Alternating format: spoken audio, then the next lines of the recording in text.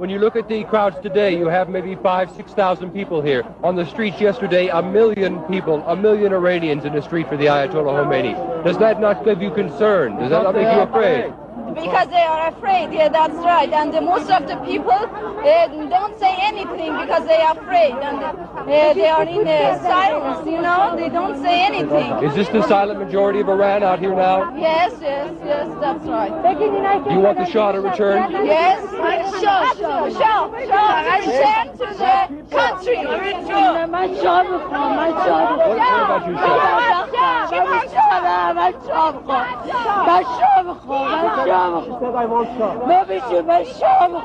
Shah? Why do you want the Shah? Why does she want the Shah?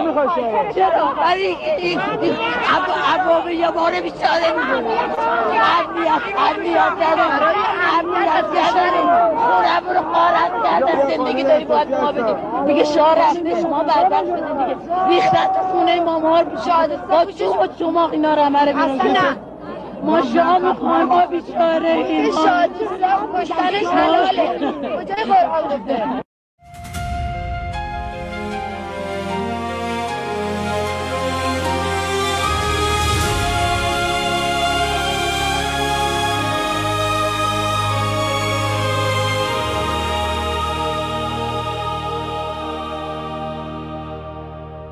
47 years we've been bleeding in the dark, under the shadow of the Islamic regime, with a stone-cold heart. They silenced our voices, they turned off our light. 58 days without internet, but we still fought the night. Our children took the streets, they raised their empty hands, and the world looked away. Do you understand? Do you know Europe? Do you know what's been done? Do you know Europe? 42,000 souls are gone, killed in 2 days by a regime drenched in blood. Do you know Europe?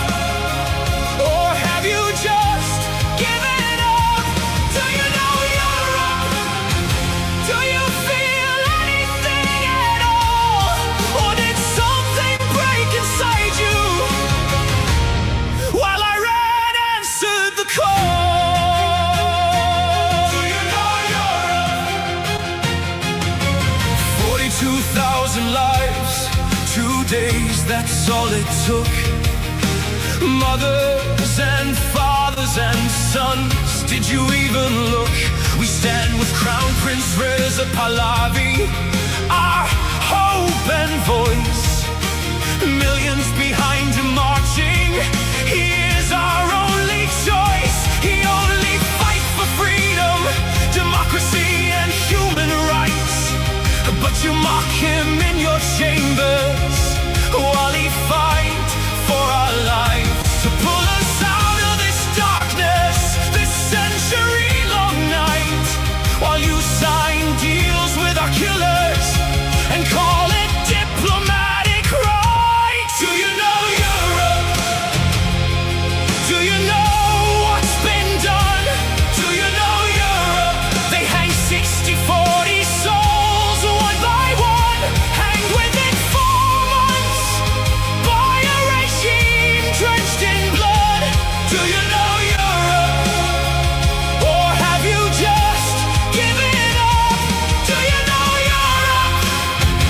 Do you feel anything at all? Or did something break inside you while I ran answered the call? Do you know Europe?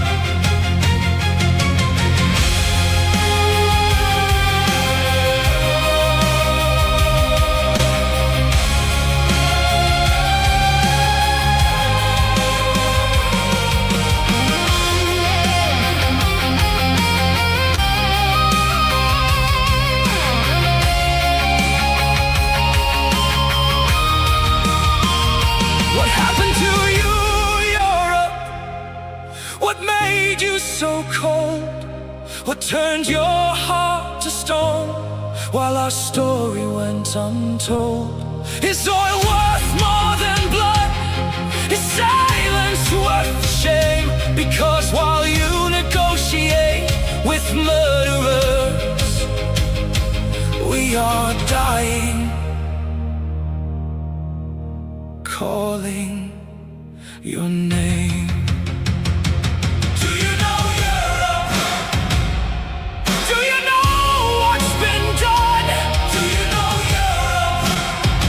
42,000 souls are gone, killed in 2 days by a regime drenched in blood. Do you know Europe? Or have you just given up? Do you know Europe? We are still here, we are still strong. Do you know Europe? How much longer? How much longer? How long? Do you know Europe?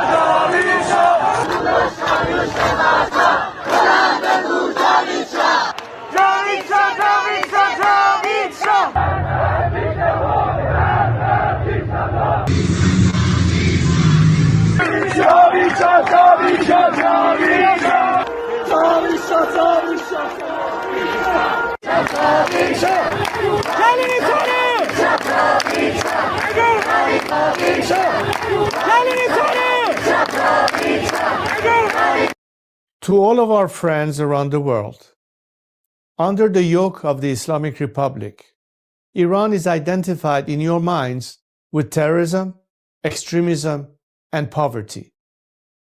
The real Iran is a different Iran, a beautiful, peace-loving, and flourishing Iran. It is the Iran that existed before the Islamic Republic, and it is the Iran that will rise again from its ashes the day the Islamic Republic falls. So let me be clear about how a free Iran will act towards its neighbors and the world after the fall of this regime. In security and foreign policy, Iran's nuclear military program will end. Support for terrorist groups will cease immediately. A free Iran will work with regional and global partners to confront terrorism, organized crime, drug trafficking, and extremist Islamism. Iran will act as a friend and a stabilizing force in the region, and it will be a responsible partner in global security. In diplomacy, relations with the United States will be normalized, and our friendship with America and her people will be restored. The State of Israel will be recognized immediately.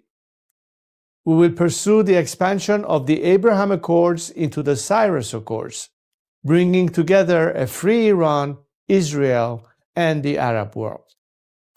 A new chapter will begin, grounded in mutual recognition, sovereignty, and national interest.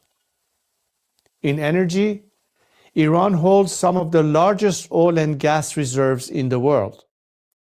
A free Iran will become a reliable energy supplier to the free world.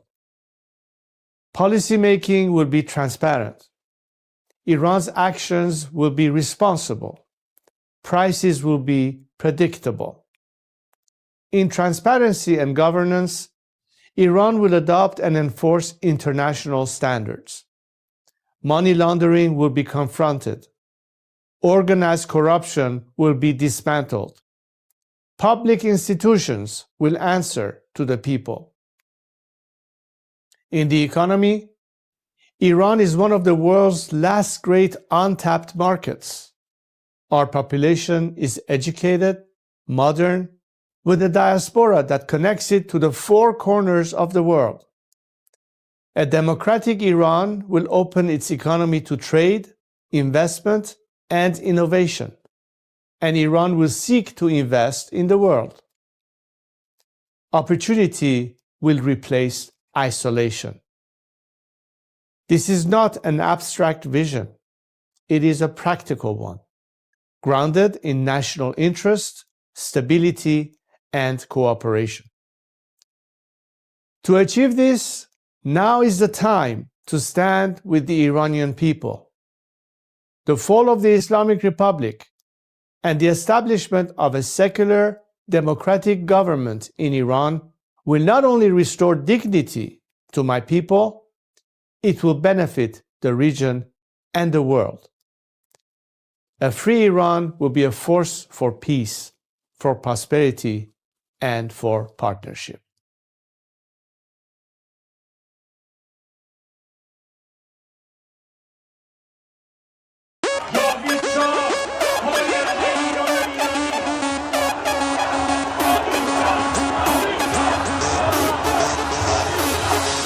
وقتی واسه غم نی گرچه قصه آمون کم نیست همه خسته ایم قبولم ما فرصتی واسه ماتم نیست روشن میشه فردا خورشید سرزمین ما سرم باز و سینه سپر بلند میگم جاوید شاه. وقتی واسه غم نیست گرچه قصه هامون کم نیست، همه خسته این قبولم ما فرصتی واسه ماتم نیست. روشن میشه فردا خورشید سرزمین ما، سرم باز و سینه سپر بلند میگم جاوید شاه. روبروم یه واژه یه هدف به نام انتقامه، پشت سرم دعای مادر و تو دستم تفنگ بابامه. رو زبونم اسم شاه بگینین عشق بی انتهاست، هر جا اسم ایران اومد اونجا صدای بچه رضاست. فردا می نویسن تو کتاب قصه دیمار، بگو با تیر جنگی کشتن بچه های بیگناه رو. بگو از بخت مادرها چیر زنا و دخترام، بگو تنها شهید شدیم تا تنها نمونه شامون. وقتی واسه غم نیست گرچه قصه هامون کم نیست، همه خسته این قبولم ما فرصتی واسه ماتم نیست. روشن میشه فردا خورشید سرزمین ما، سرم باز و سینه سپر بلند میگم جاوید شاه.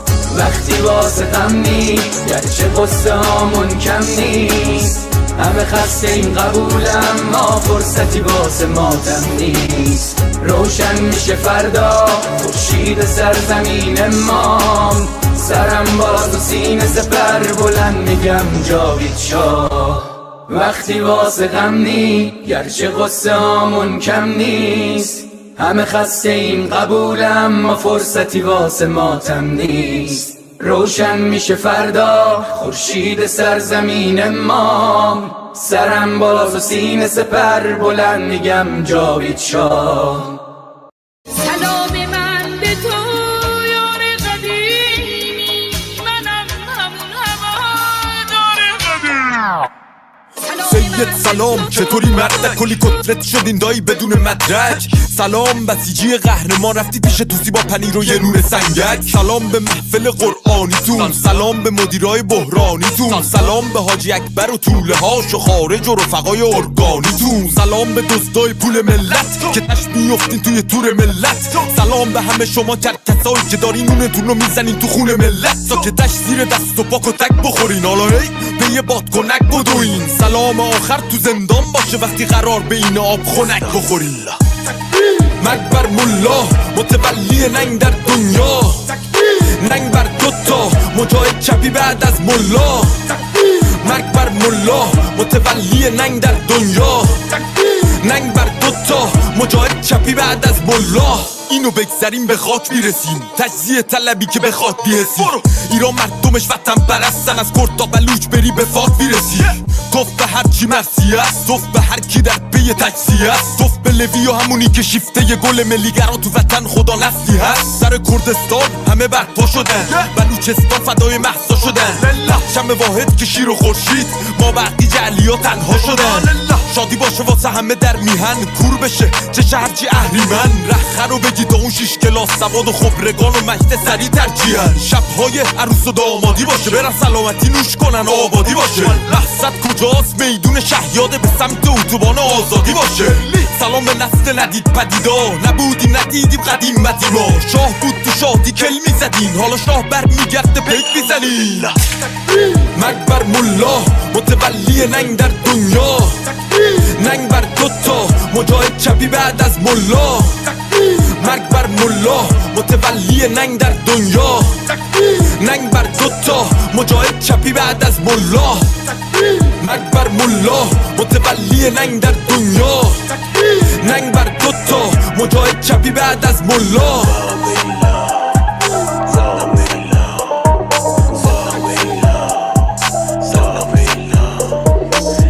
آهنگ به این خوشگلی با نوایده بود، اسم این عشقانه رو توش بیاریم، ولی خب لازم بود دیگه فکر کنم. با نوایده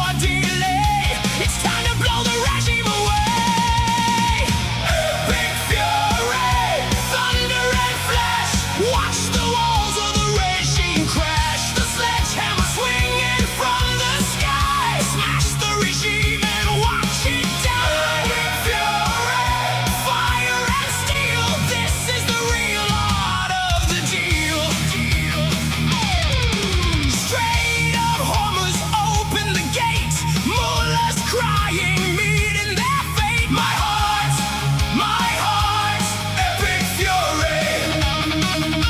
Besieging, running from the American sound. Tomahawk missiles hitting the ground. My heart's epic fury. Ooh, are you ready, Tehran? Ooh, are you ready for the final round? Epic fury, thunder and flash. Watch the walls of the regime crash. The sledgehammer swinging from the sky. Smash the regime and watch it die. Epic fury, fire and steel. This is the real art of the deal.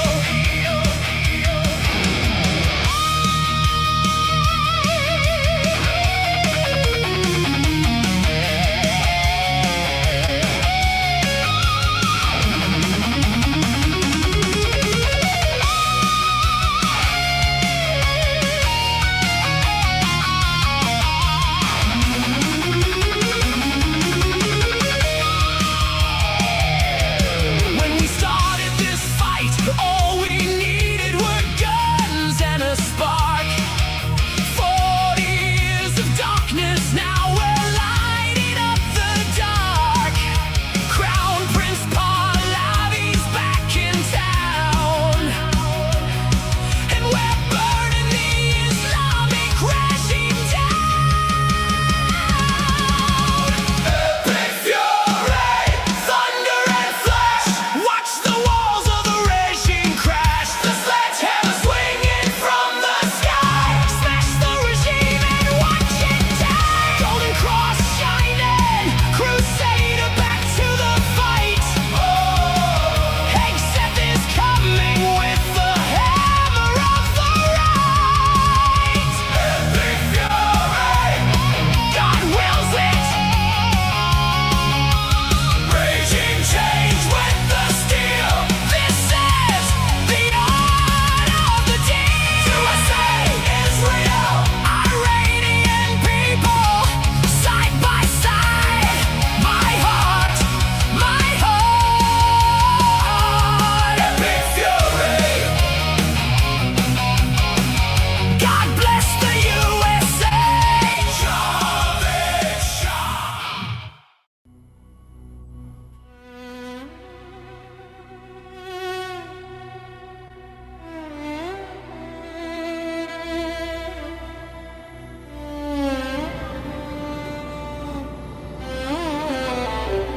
Let's go.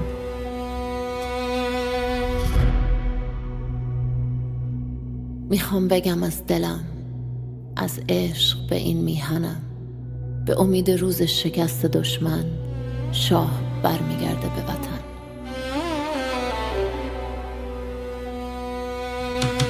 برگشتن پهلوی، وحشت هر اجنبی، بلند بگو همشهری شاه رضا پهلوی.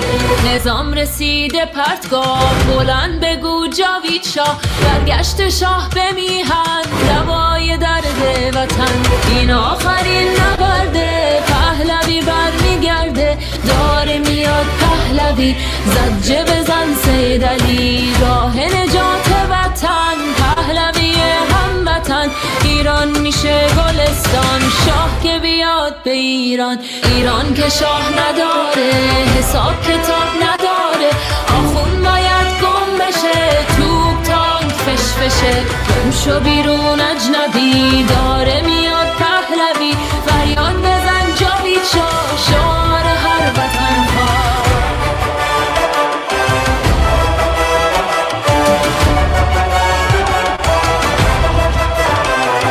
ما شاه میخوایم نه ملا، بذار بشنوه دنیا. ایرانی داد بزن، شاه تو فریاد بزن. برگشتن پهلوی، وحشت هر اجنبی. بلند بگو هموطن، شاه رضا پهلوی. فریاد بزن جاوید شاه، شعار هر وطن خواه. بلند بگو جاوید شاه، شعار هر وطن خواه. فریاد بزن جاوید شاه، شعار هر وطن خواه. فریاد بزن جاوید شاه، شعار هر وطن خواه. بلند بگو جاوید شاه، شعار هر وطن خواه.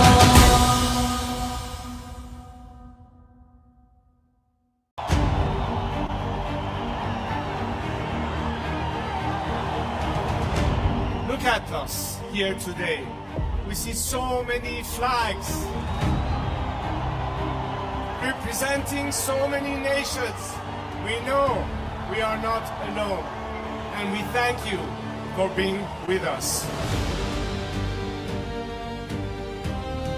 For all people around the world who stand today in unity with the Iranian people, this is not just because it's good for us, and you do it out of compassion and care for our rights to liberty and justice and equality and human rights.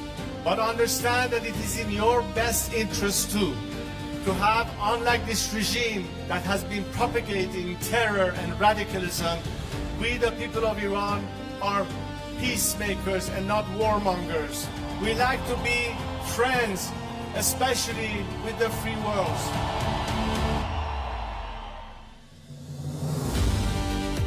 We'd like to be able to have the best neighborly relationship with the people of our area and the region, with the Arab countries, with Israel, and all our other neighbors. We are fighting for justice, we're fighting for human rights, we are fighting for liberty, we're fighting to put an end to all sorts of discrimination. Because as an Iranian, I stand here to tell you that I've dedicated 47 years of my life because I think that my country deserves far better than what we have right now.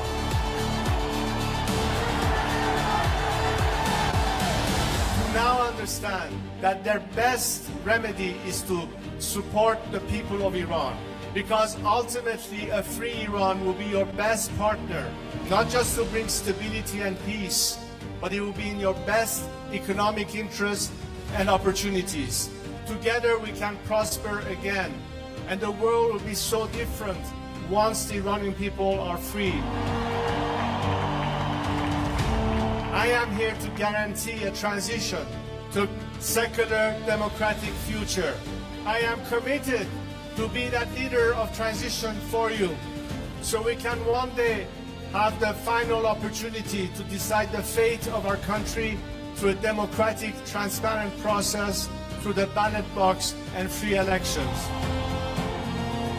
And let's make sure that this time, especially the free nations of this world and their governments, stand on the right side of history.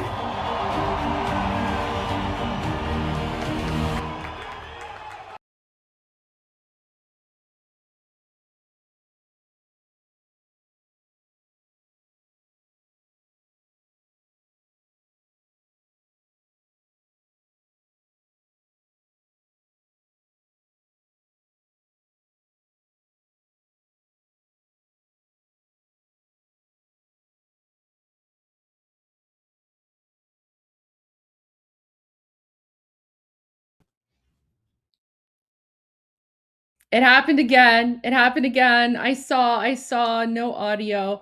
Oh my gosh, how embarrassing is that? All right, guys. Okay, you know what?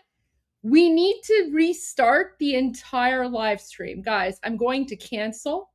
I'm going to cancel the live stream and I'm going to restart from the beginning.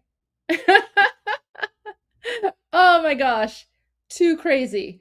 Anyways, let's just restart from the beginning. So, Durud Patriots, good morning, good afternoon, good evening, wherever you are. Welcome to day 202 of Iran Revolution Live. I'm your host, Goldie Ghamari, former Canadian politician, current Iran geopolitical expert, and human rights activist. And we are here today because there is so much going on with the Iranian people and the National Lion and Sun Revolution that is, of course, headed by His Royal Highness, the Shah of Iran. Some people call him the Crown Prince. Many of us call him the Shah.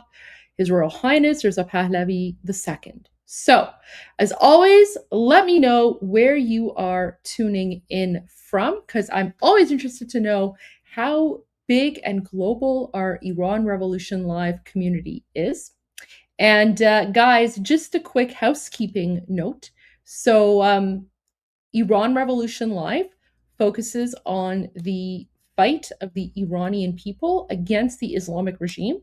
So on Iran Revolution Live, we do a deep dive into the current status of the revolution and everything that's going on.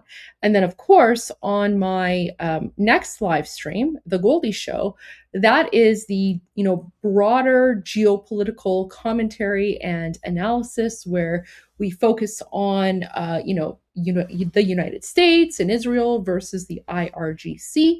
And that's where we focus on, of course, everything that President Trump is saying and doing, and of course, everyone else. Guys, I did watch the cabinet meeting today, so I will be giving my political analysis on everything that President Trump said earlier today in the cabinet meeting. But Iran Revolution Live is focused, of course, on the Iranian people. And just a quick housekeeping note, if you are watching on Instagram, the Instagram live stream is not monitored. I don't see your comments. So if you want to participate in the live stream chat, feel free to join us on YouTube. The link to my YouTube channel is in my Instagram bio, and you can join us from there. And I'm going to repeat this in Persian as well, because I do have a lot of Iranian followers on Instagram. So درود به همه شما. اگه که شما دارین این لایو رو از توسط اینستاگرام نگاه میکنین، فقط میخواستم بهتون بگم که من کامنت هاتون رو روی اینستاگرام نمیبینم و اگر که میخواین توی لایو استریم توی چت پیام بذارین، لطفاً به کانال من روی یوتیوب بپیوندین، چون که اونجا من میتونم کامنت هاتون رو ببینم، ولی اینستاگرام من هیچی نمیبینم و این برنامه رو فقط روی اینستاگرام پخش میکنم که به فالوورام رو اینستاگرام، یعنی اگه کسی میخواد مثلا بیاد روی یوتیوب نگاه بکنه، میتونن بیان روی یوتیوب. Anyways, okay guys, so let's get started because we have a lot to go over. And by the way, so for all of our American viewers and followers, I have a live interview with Newsmax today at, let me just double check the time. So, yep. So for all of our American viewers, if you have Newsmax, I actually have a live interview on Newsmax at 8 p.m. Eastern today, which is in approximately 2 hours. So I'm definitely have to end Iran Revolution Live before my my interview. But after my interview is over, then I will start my evening live stream of The Goldie Show. So there you go. And for those of you who don't have Newsmax, don't worry. I always like screen record my interviews. Yes, it's with David Harris. Yes, it's with David Harris on The Pulse. I love David Harris. David Harris is phenomenal. Such a good guy. And I have a lot of time and a lot of respect for him. So yeah, I'm going to be on with David Harris and I'm looking forward to that. So there you go. And then afterwards, when I'm done my live hit on Newsmax, then I will start my evening edition of The Goldie Show. And it probably is going to be a bit of a long one because you know what? It's Friday night and there's a lot to talk about. There's a lot to talk about on Friday night. So let's get started, guys. We are going to begin, of course, no brainer. We're going to start with, We're going to start with this video from His Royal Highness King Reza Pahlavi, the Shah of Iran, and of course, the leader of Iran's National Lion and Sun Revolution. Now, of course, again, some people refer to him as, the Crown Prince. That's fine. Many of us refer to him as the Shah. So let me just change the format here. All right. So let's watch this together. What steps do you want to see the U.S. government take on Iran next? What's the next step you want to see the U.S. government take on Iran, given that the war is escalating now? Support the Iranian people and to make sure that they realize that this will ultimately a matter of freeing ourselves from this evil force, and we're standing our ground, and hopefully the world will be on our side this time. Thank you, sir. What a powerful, powerful message from His Royal Highness. Of course, if you guys recall, this quick interview clip was taken when His Royal Highness was leaving the funeral of Senator Lindsey Graham. Because of course, the Shah of Iran, His Royal Highness, he obviously attended the funeral for Senator Lindsey Graham. Honestly, guys, I still can't believe that Senator Lindsey Graham is gone. Like, it's really, really upsetting, right? It's really upsetting. And for many of us, we feel like we lost a family member, right? Like we lost our favorite uncle. We lost one of our favorite uncles. And we're just so grateful that the Shah of Iran went to Senator Lindsey Graham's funeral. And, you know, for everyone watching, guys, this is what you can expect, right? So when we talk about, you know, a free Iran, you know, the day after the Islamic regime is overthrown, this is what you can expect, right? An Iran that is normal, an Iran that does not want to, you know, engage in war with anyone, and an Iran that does not chant, you know, death to America. It does not call America the great Satan, right? So this is what we were before 1979. And it was only when the Islamic regime took over that, you know, all this terrorism began. Like, Iran right now is occupied by Islam, right? The same way that, like, France was occupied by Nazi Germany in World War II. And guys, you know, pop quiz, but not really, because like this should be common knowledge. How was France liberated? Was France liberated from the Nazi occupation through diplomacy or through boom booms, right? Think about that. Which strategy, which tactic freed France from the Nazi invasion? It was the boom booms, right? Because you don't negotiate or engage in diplomacy with terrorists. So, you know, if anyone today, right, all those people today who are like, oh, if we want peace, we need to engage in diplomacy, they're lying. They're basically carrying water for the Islamic regime. And, you know, shame on them. And you know, they have, if anyone is willingly supporting the existence of the Islamic regime, they have a first-class VIP ticket to hell. Because the Islamic regime, like, as bad as you think they are, it always gets worse. It always gets worse. So I spoke about this a couple of days ago, but I want to bring this up again, okay? If you recall, a few days ago, the Islamic regime hanged a couple of innocent young Iranian freedom fighters. One of those innocent young Iranian freedom fighters was Amir Hossein Safari, and he was physically handicapped. He was disabled.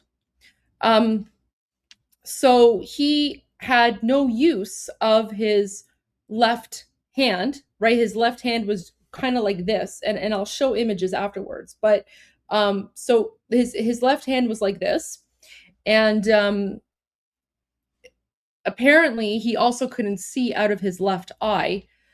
But the Islamic regime accused him, like this you know, physically disabled, handicapped man, they accused him of overpowering a random, you know, police officer. And keep in mind, guys, police officer in occupied Iran basically means Nazi, right? So they're claiming that this physically handicapped young man was able to physically overpower a Nazi, with, you know, a Nazi that was wearing full riot gear, and he was fully armed and he had a helmet and baton and everything. This physically handicapped man somehow overpowered this police officer and burned him alive. Yeah, okay, whatever, right? Like, how is that even possible? Anyways, he was hanged. And this is really heartbreaking, but this is what I want to share here. So Amir Hossein Safari Javid Nam's final request from his mother before his execution was, "The video they took from me was a forced confession. Tell everyone that I haven't killed anyone." So this is what the Islamic regime does.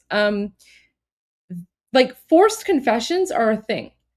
They will torture you. Okay, so for the last 47 years, what they've done is they will, take freedom fighters prisoner, and then they will torture you, literally torture you, until you can't stand the pain anymore. So you will confess to whatever it is that they want you to confess to, just to make the pain stop.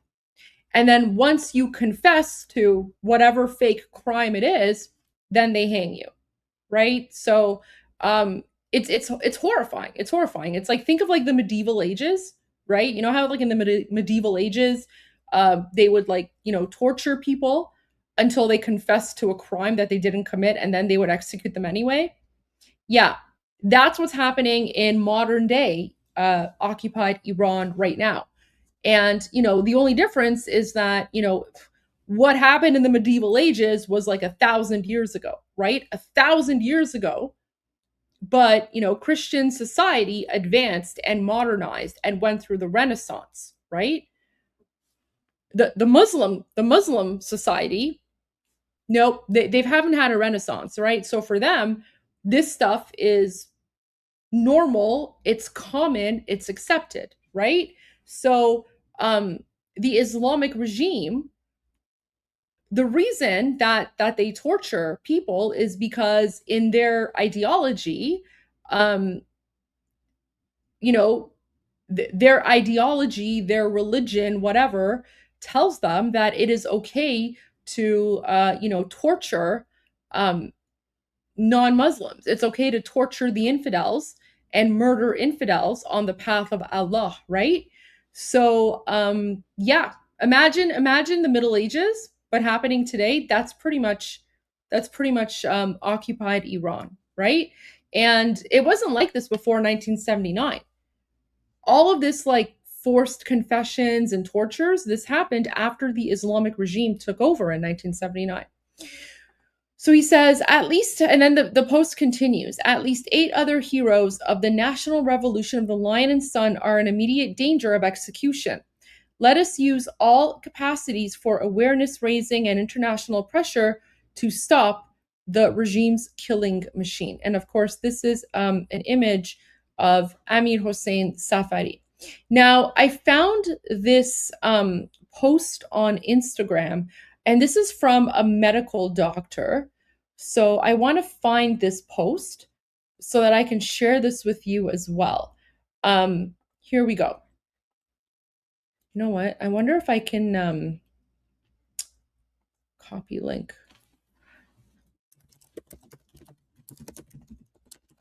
So let me just download this video so that I can share this with you. But this is a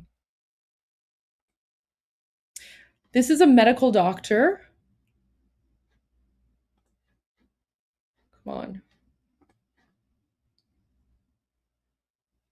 Okay.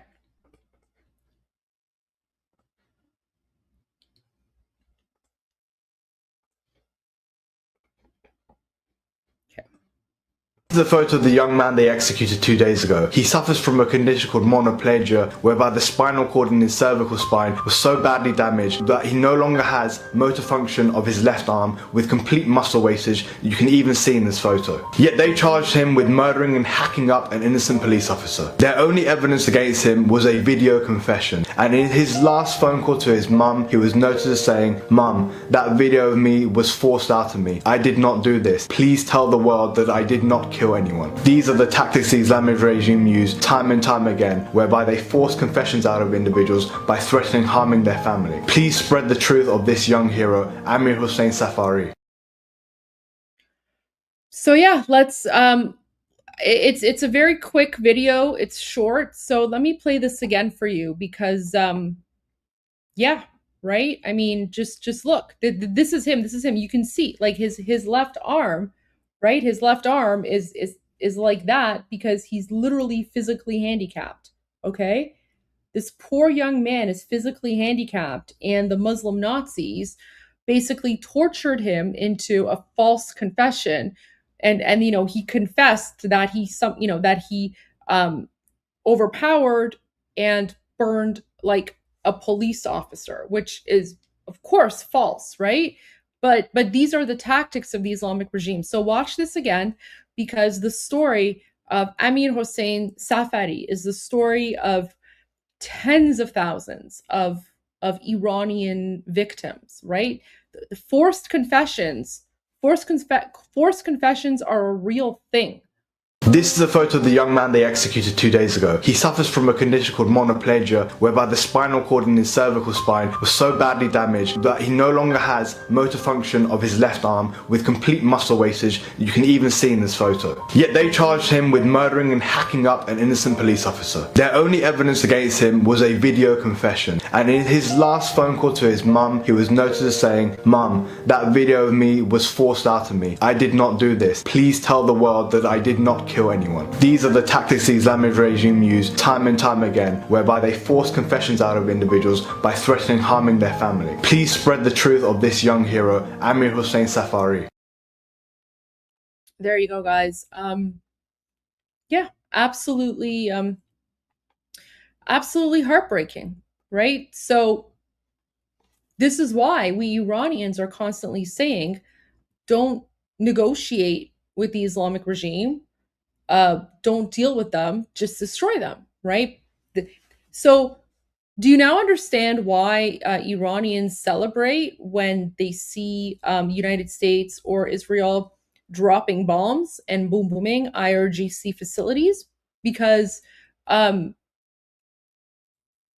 means that the United States and Israel are literally exterminating the demons that are murdering our children, our young people, right? So this is why Iranians say finish the job.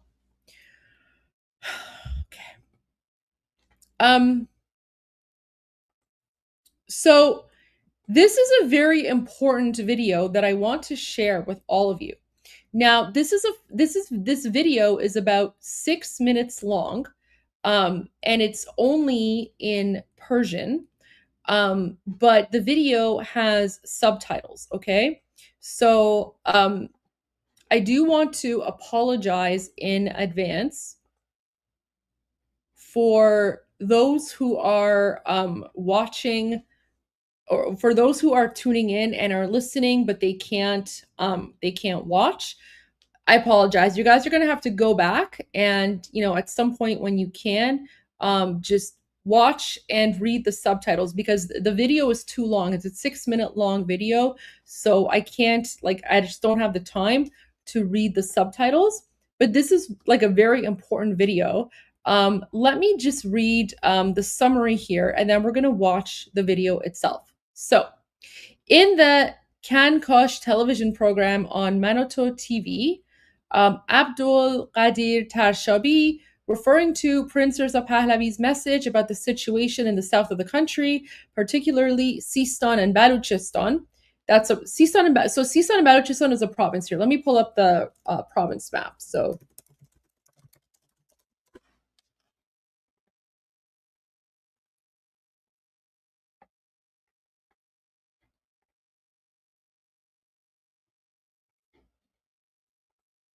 okay.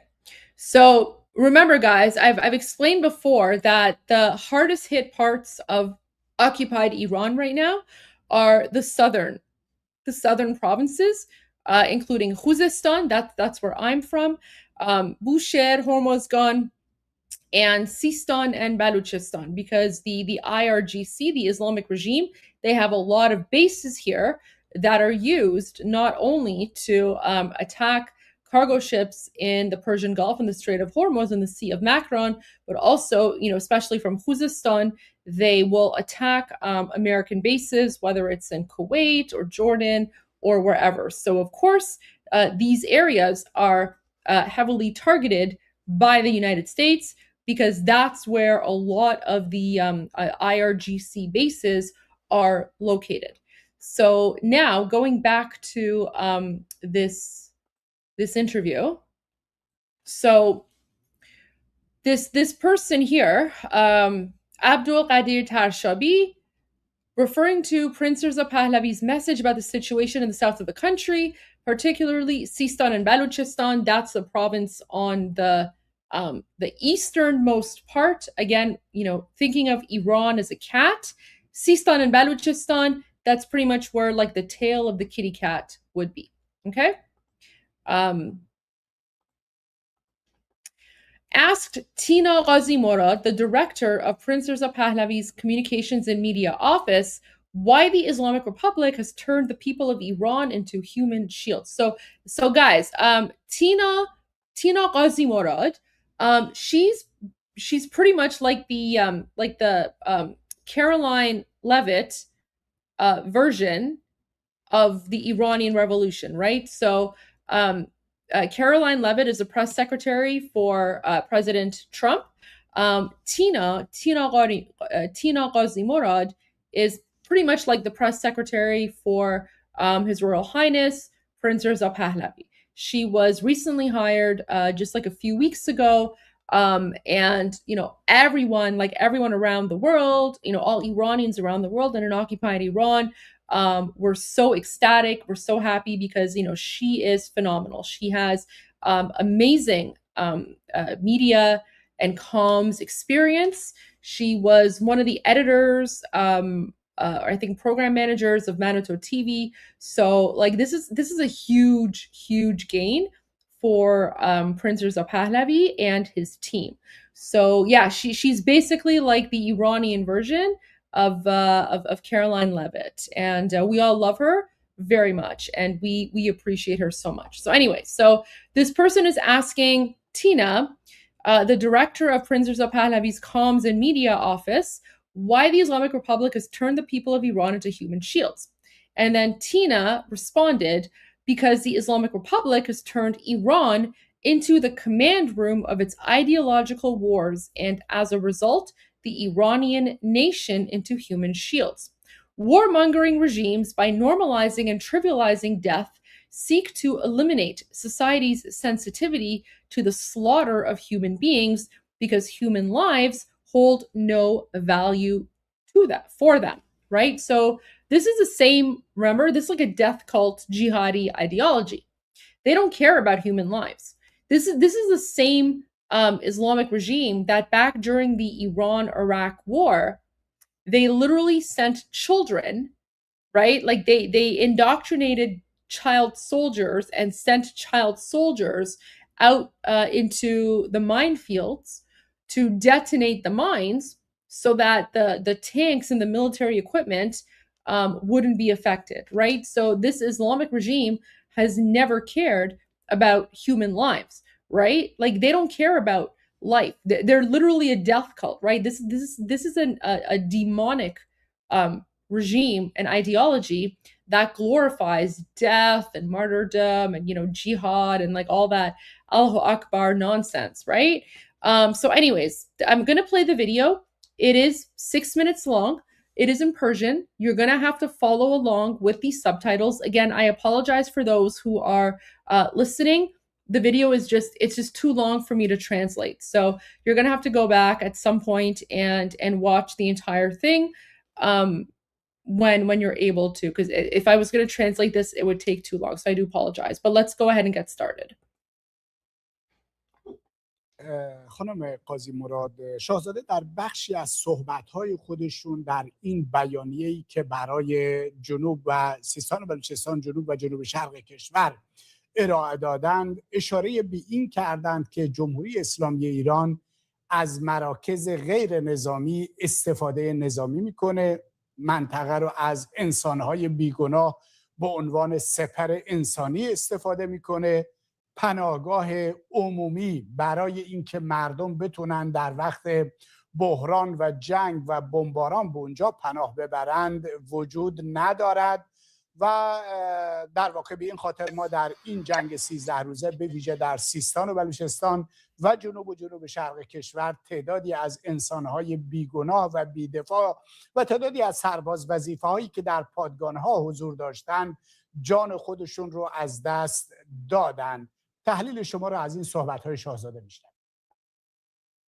دقیقا همینطور است که شما اشاره کردید. یعنی ما با یک حکومت جنگ افروزی روبرو هستیم که اتفاقا من میتونم بگم کل ایران تبدیل به اتاق فرمان جنگ‌های ایدئولوژیک اینها شده و قاعدتاً وقتی شما ایران رو تبدیل به اتاق فرمان جنگ‌هاتون میکنید، مردم ایران رو هم تبدیل به سپر انسانی میکنید. و این چیزی که شما اشاره کردید به سربازانی که در پادگان بمپور جان خودشون رو از دست دادن، اون چیزی بود که فرماندهان اینها همزمان وقتی شما میبینید که در زیر زمین، در تونل ها و در فضاهای امن خودشون پنهان میشن، اما سربازان رو آسیب پذیر میکنن و تبدیلشون میکنن به یک سپر انسانی. دقیقاً اشاره شاهزاده رضا پهلوی همین بود.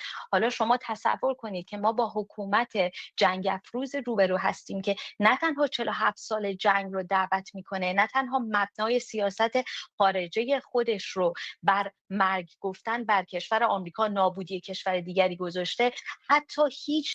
Okay, so this part's really important. So even for those who are listening, like I want to say this, like I want to repeat this part because this is so important. So she is saying, now imagine, well, I mean, we don't have to imagine, like we are facing a warmongering regime that has been inviting war for 47 years, that has based its foreign policy on death to the United States, right? So guys, this is the kind of stuff that you don't really hear about too often in mainstream media. In Iranian news and media outlets, okay, it is pretty much common knowledge, okay?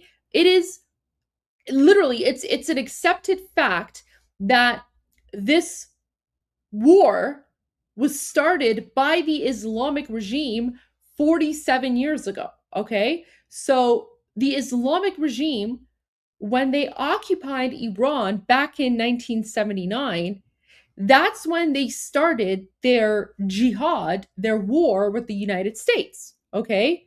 And that's when they started chanting death to the United States. And that's when they started, murdering Americans. And that's when they, the whole American hostage situation happened, right? So again, that's one of the reasons that I like sharing these sorts of videos with you, because this is a kind of information that you don't get in the mainstream media. I mean, in mainstream media, there are literally still people who are claiming, I don't know if they're like retarded, or if they're, just carrying water for the Islamic regime, or if they're just so blinded by their hatred for President Trump that they're literally willing to lie.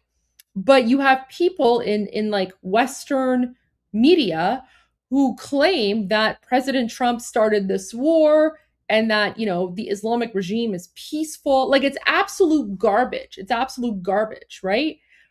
And we Iranians, we know this because, as you can see, within our own media, within our own, dialogue, when we're speaking about this, it's literally accepted fact that this war was started by the Islamic regime 47 years ago, when they started chanting death to America, right?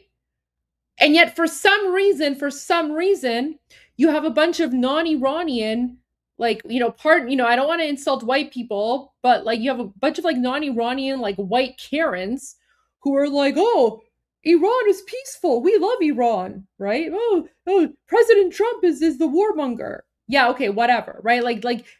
This is the frustrating part. There are so many non-Iranian Karens who literally speak over Iranian voices, right?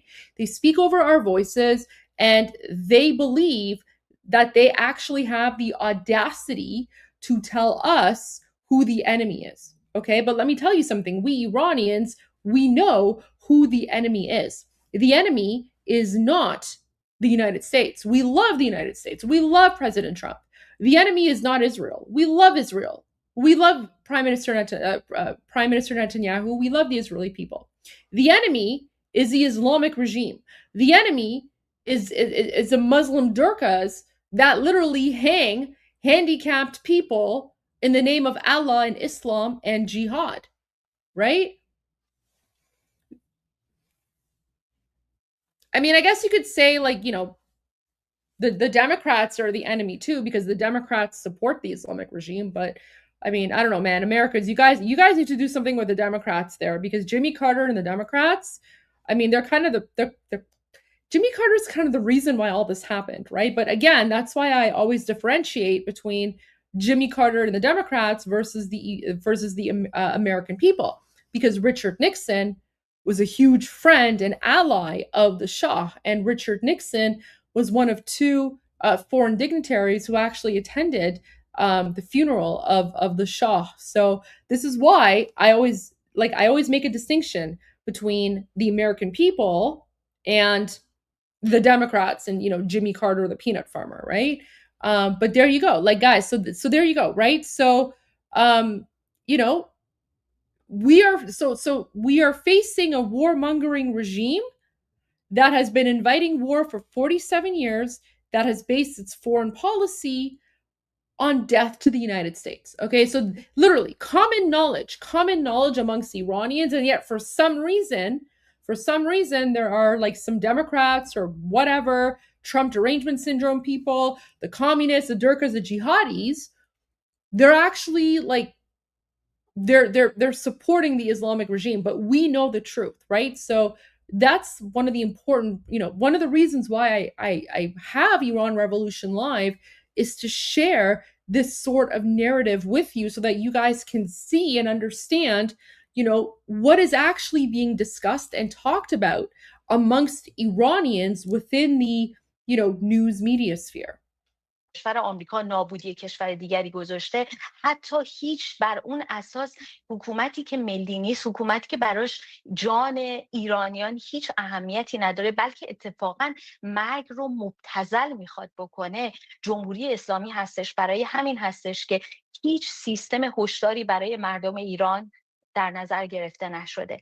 هر باری که این اتفاق افتاده هیچ پناهگاهی، اصلا یک مسئله بود که مورد توجه بسیاری حتی در خارج از ایران در قرار گرفته بود. حتی در زمانی که به عنوان مثال در جنگ 12 روزه شما ساکنان اسرائیل رو داشتید که به محض اینکه حملاتی از جانب جمهوری اسلامی به مناطق مسکونی صورت می‌گرفت، به پناهگاه‌ها با آخرین تجهیزات میرفتن، یک سیستم هشداری داشتن. اما شما در جمهوری اسلامی میبینید که آسمان کشور در دوران جنگ که کاملا در اختیار آمریکا و اسرائیل بوده، هیچ سیستمی تعریف نشده، اتفاقا ارتباطات رو محدود میکنه که مردم آسیب بیشتری ببینن. شما در دوره جنگ قاعدتا مردم باید بتونن ارتباط بهتری داشته باشن، باید بتونن آگاهی داشته باشن که چه مناطق ممکنه برای اونها خطر داشته باشه. در همون زمان هستش که خطای تلفن رو میبنده، در همون زمان هستش که اینترنت رو میبنده. بنابراین اینها همه ثابت کننده اونی هستش که اگر ما میگیم این جنگ باید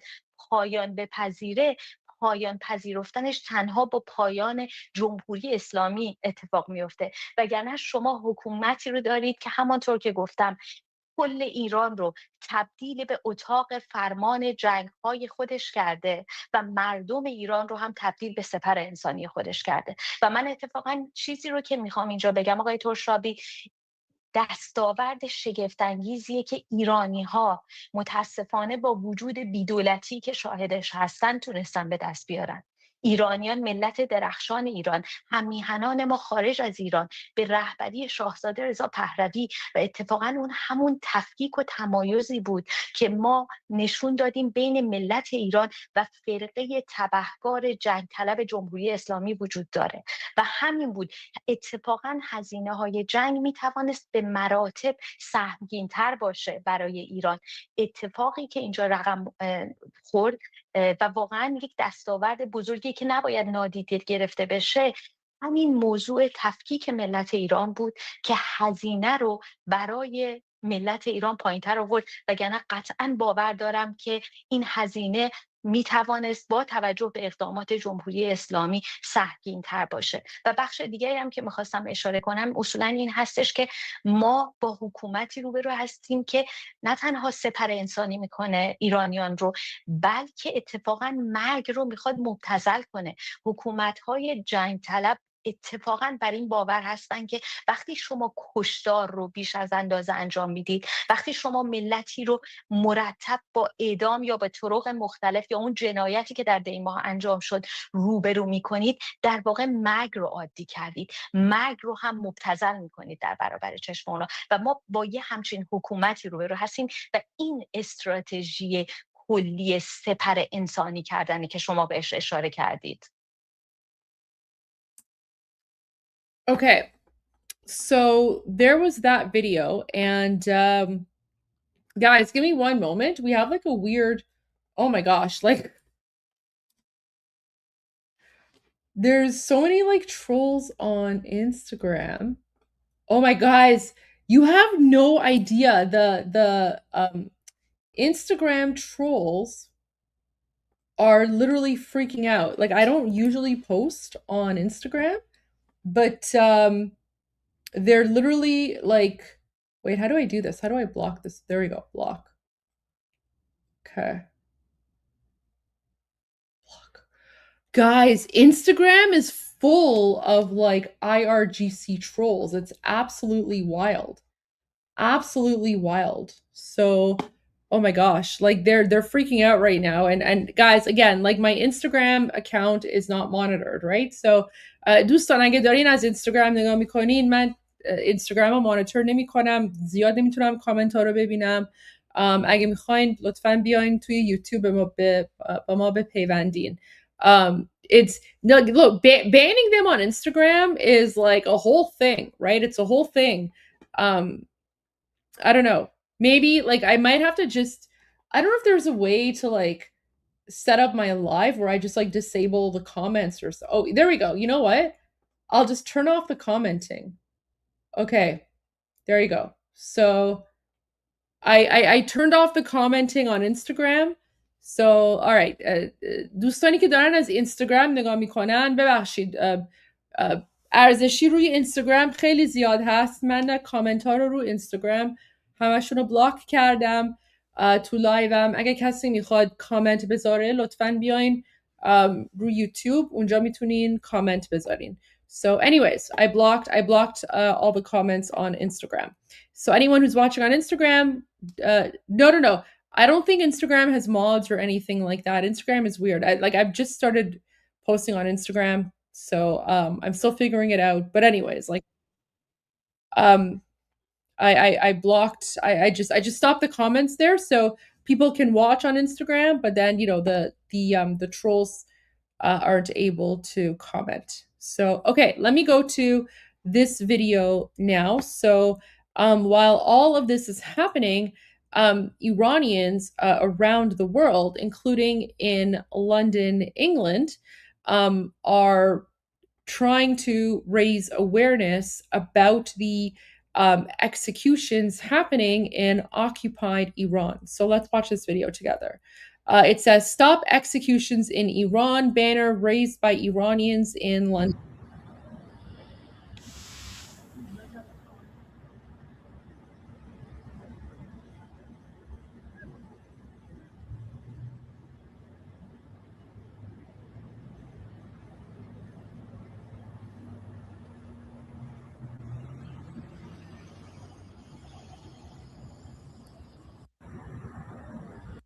There you go. Good for them. درود به شرفتون.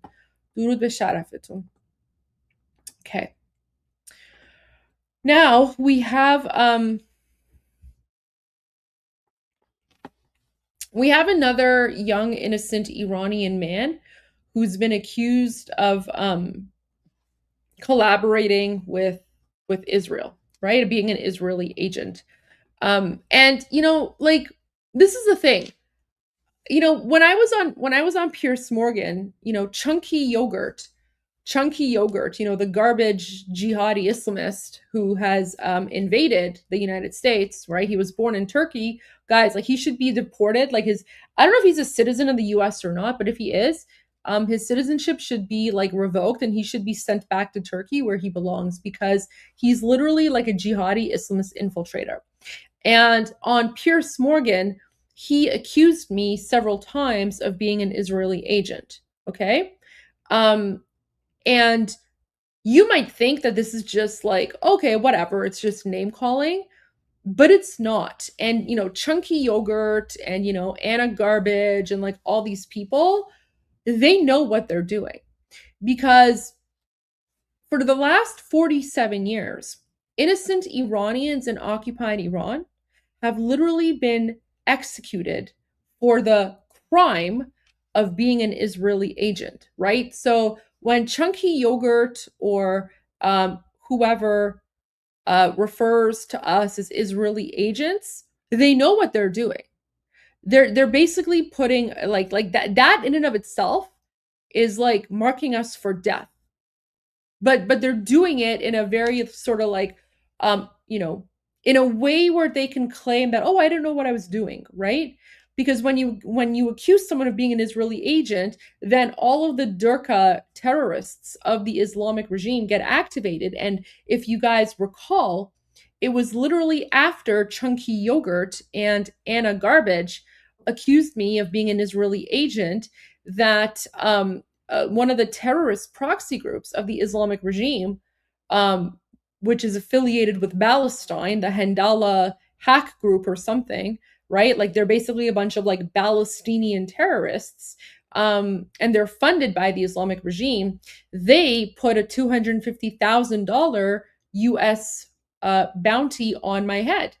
And that bounty is still on my head, right? So I have to be very careful about where I go, and whether or not I'm seen in public or recognized in public, right?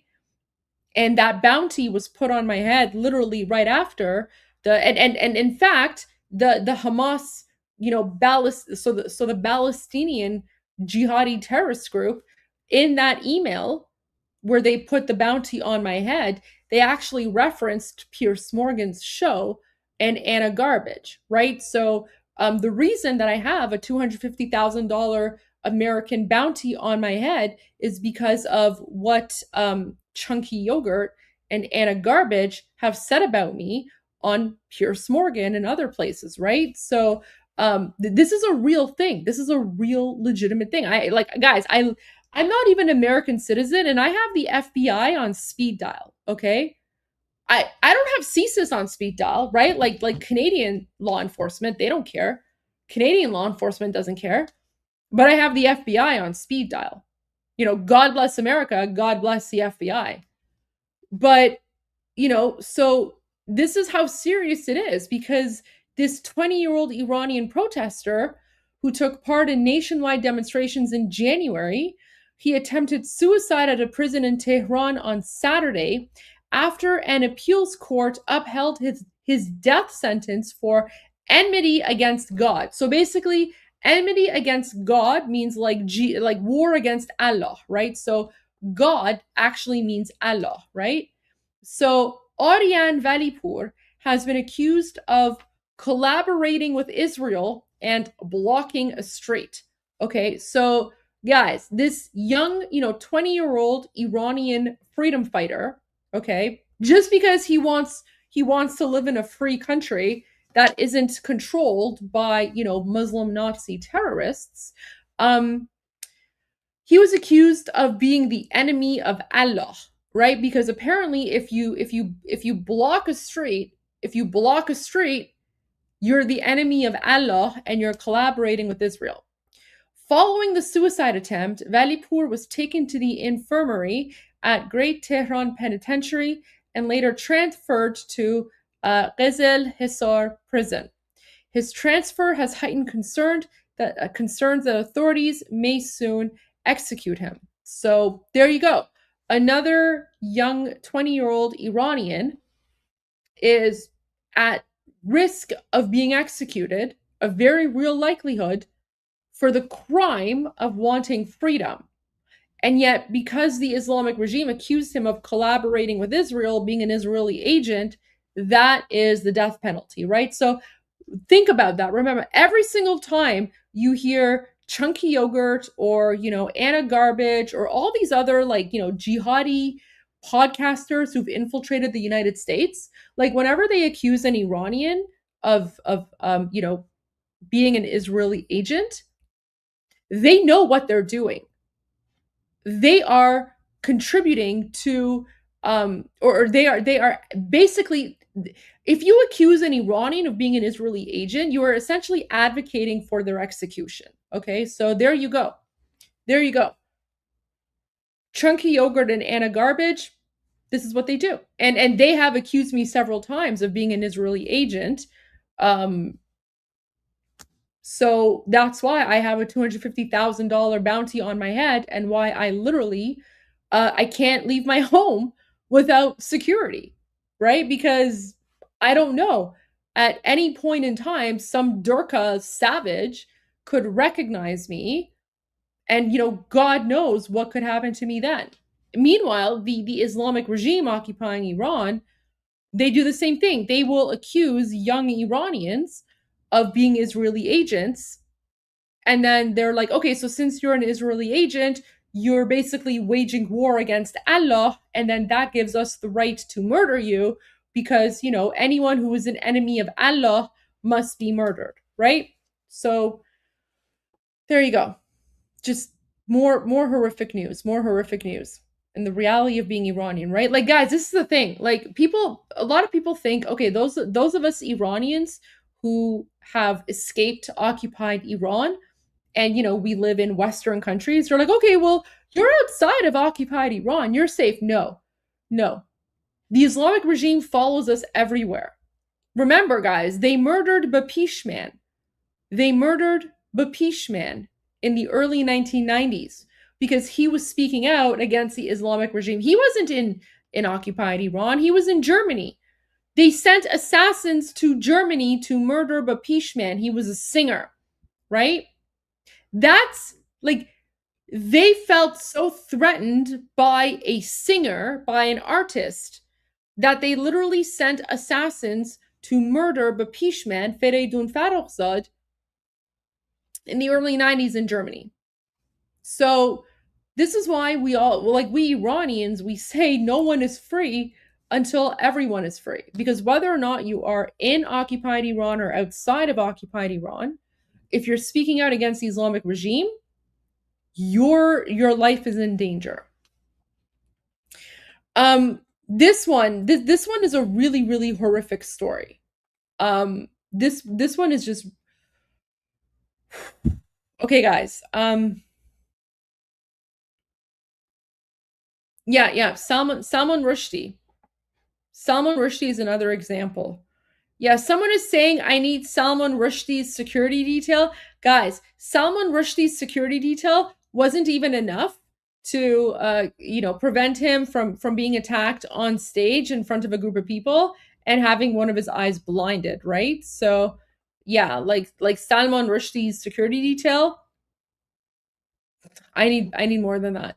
Anyways, this next story is absolutely horrifying, but this is what the Islamic regime has been doing to Iranians for the last 47 years. It started with the supporters of Shahanshah Aryamir back in 1979 when they were executing supporters of the Shah back then.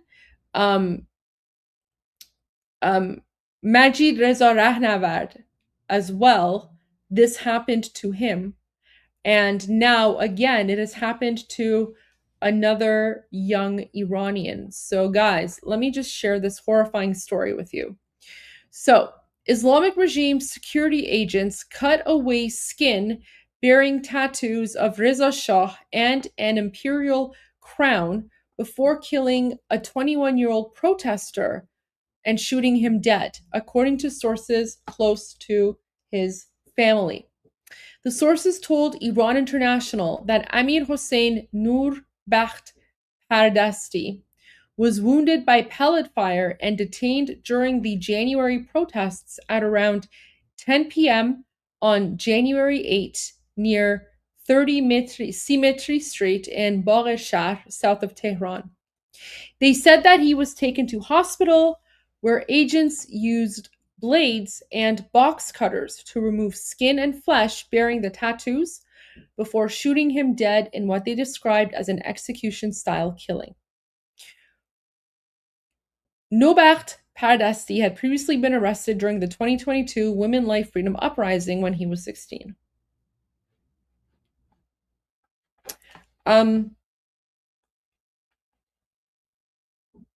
This is a common thing, guys. I know for many of you, you're probably horrified and shocked by this, but this is very common. The Islamic regime has been doing this for a very long time. One of the more recent examples is of Majid Reza Rahnavard. So,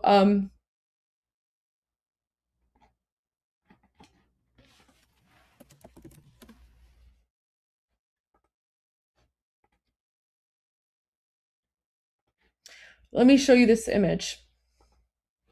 So, this is Majid Reza Rahnavard, okay? He was executed by the Islamic regime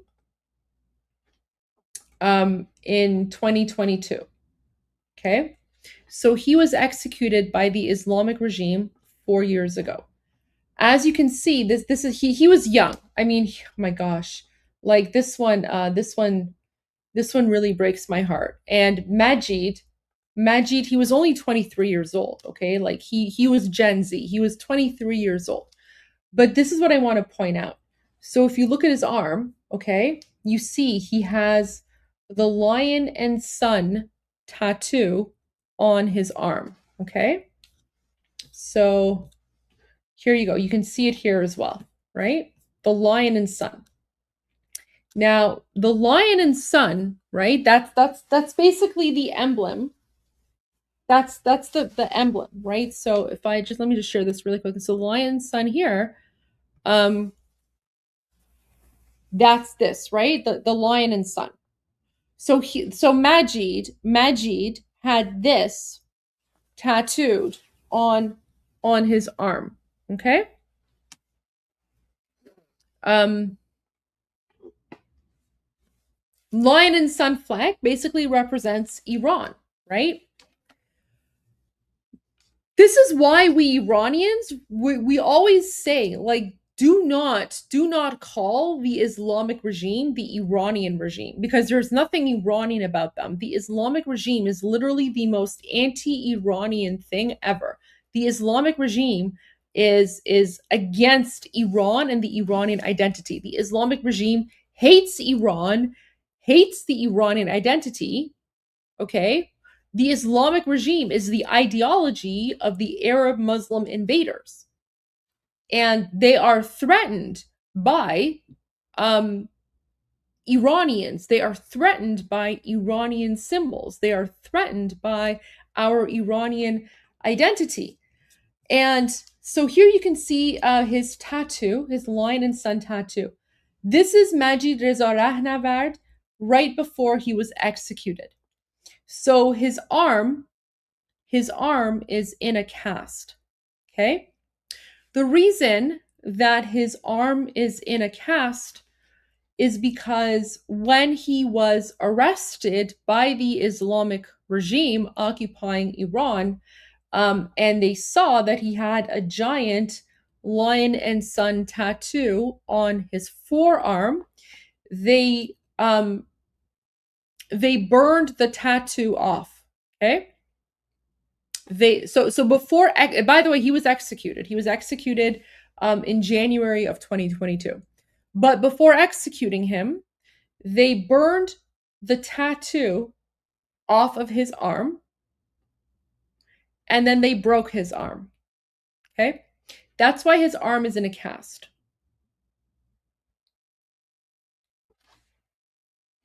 Imagine how horrifying that is, right? So, yeah. They burned his lion into so the Muslim Nazis, right? The Muslim Nazis, because Iran is against Islam and their Islamic ideology, and you know the Muslims are threatened by Iranian symbols and Iranian heritage and Iranian culture. This is what they do. So they literally burned the tattoo off of his arm, and then they broke his arm, right? They broke his arm, and then they hanged him. Yeah. Welcome to Islam. Welcome to jihad, right? Do you now understand why we Iranians were like, don't negotiate with the Islamic regime? Because every single time I share a story or I share another like horror fact about what we have gone through as Iranians, right? It's the tip of the iceberg. And if you think Majid Reza Rahnavard's story is unique, it's not. The Islamic regime has been doing this for 47 years. The only reason that now we're able to share the information is because of social media and internet and YouTube and everything, right? So this is what the Islamic regime did to Majid Reza Rahnavard, God bless his soul, back in 2022. And so now they did the exact same thing to 21-year-old Amir Hossein Nobakht Pardasti, right? Just because he had tattoos. And Islamic regime Muslim Nazis used blades and box cutters to remove skin and flesh bearing the tattoos that he had, right? He had tattoos of Reza Shah and an imperial crown.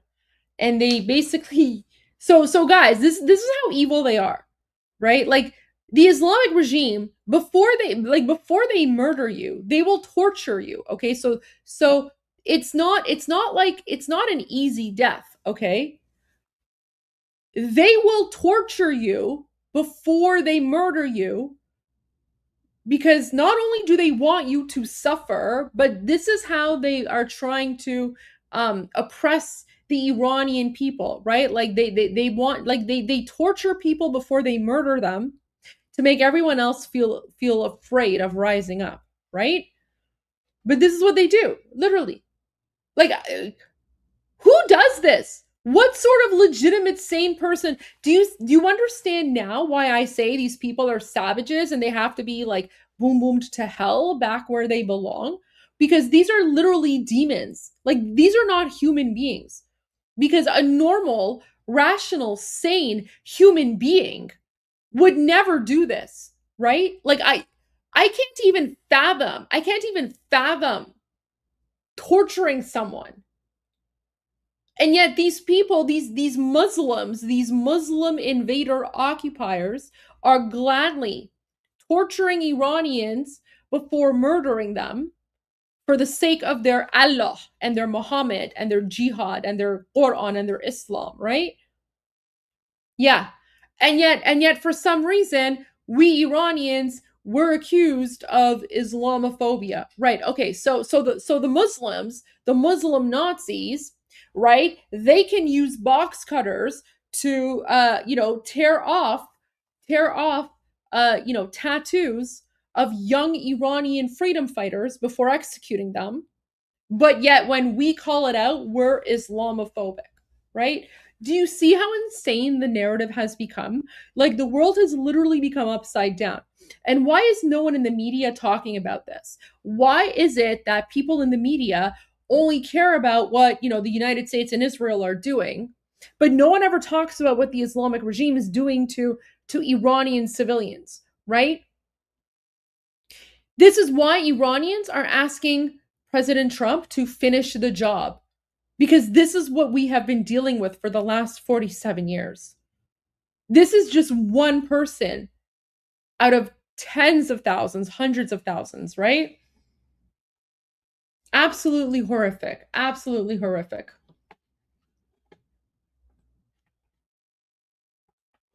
Like literally garbage people, garbage ideology. Send them back to hell.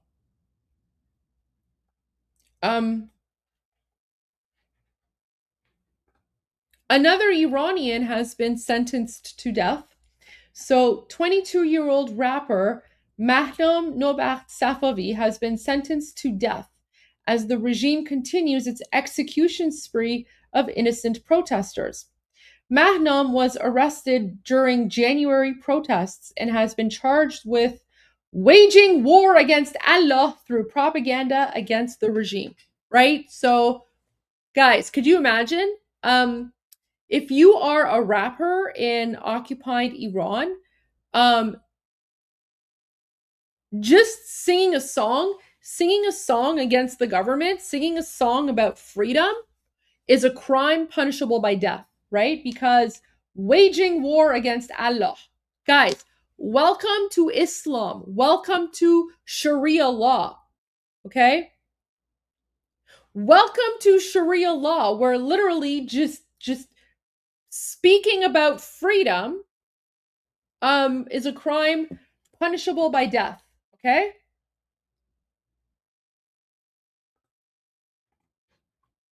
Speaking about freedom is a crime punishable by death. This is, guys, this is Islam. This is Sharia law. Okay? Do I need to make myself any more clear, or are you guys getting it here? Right? So you need to remember this. When all of these Durkas and all of these like jihadis, they immigrate to Europe. Guys, look at what's happening in Spain right now. Look at what's happening in Spain. Holy, like wow, like, and what's happening in Spain isn't even like directly related to Iran, but it kind of is, because what's happening in Spain is jihad, literally jihad, right? Like, what in the Allahu Akbar jihad is happening in Spain right now? But this is a warning for you guys, okay? This is a warning. You let these people into your countries, right?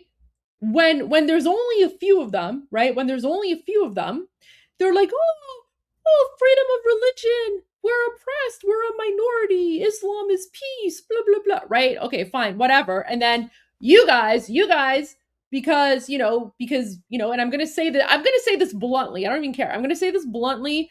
I'm going to be politically incorrect. I don't care.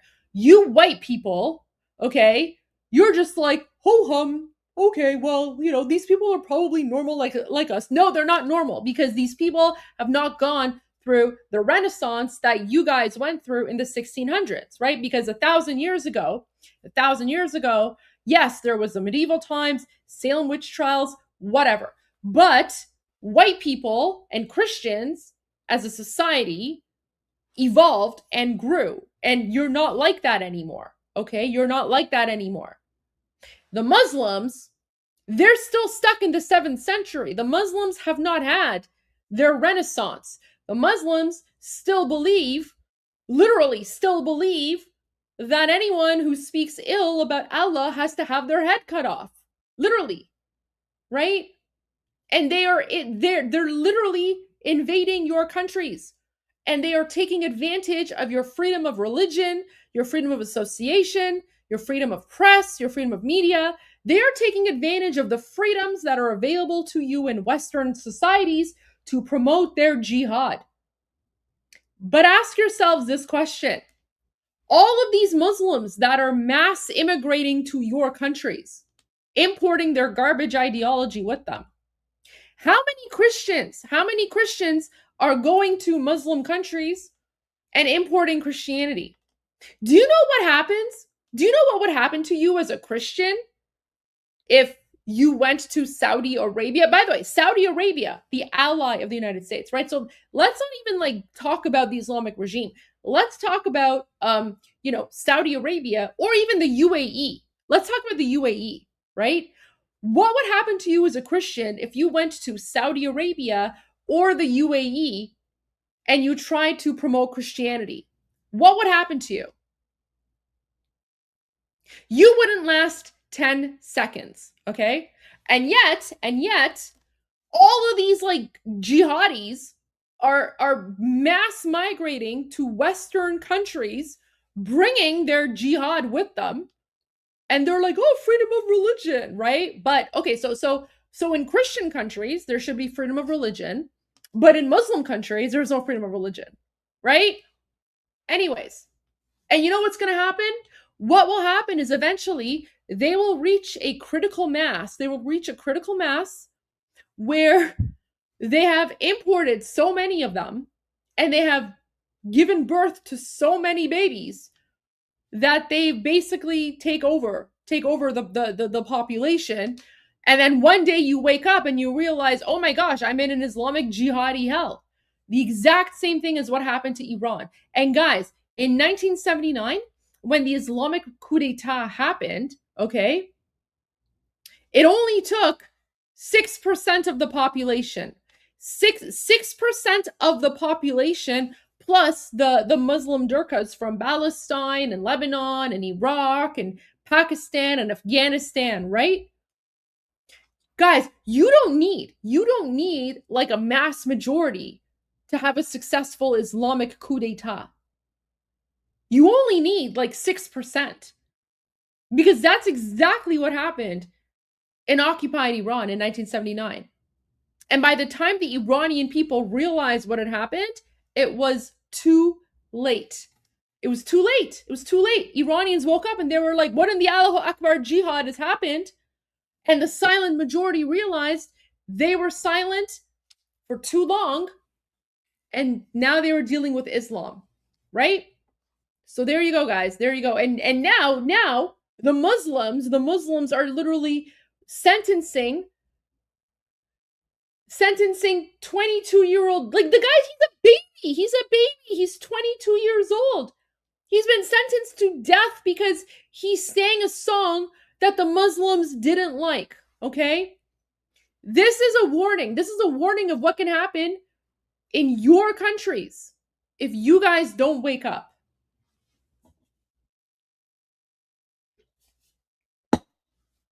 And yet I'm Islamophobic, right? I'm the one that's Islamophobic. Yeah, okay, sure, whatever. Garbage ideology. Like, you guys need, seriously, like, stop with the whole, like, multiculturalism and diversity bullshit. Like, you guys need to stop with that, right? Like, just stop it. Stop it. Like, when people immigrate to, like, Western Christian countries, they need to assimilate, okay?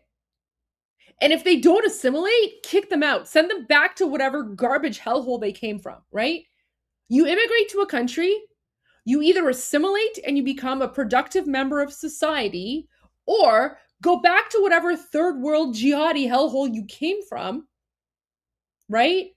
But these people are literally infiltrating. They're infiltrating because they want to take over.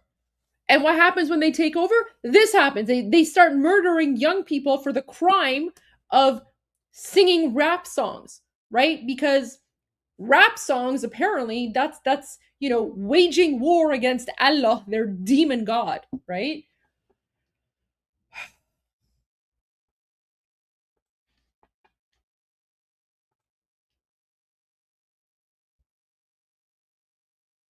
Oh my gosh.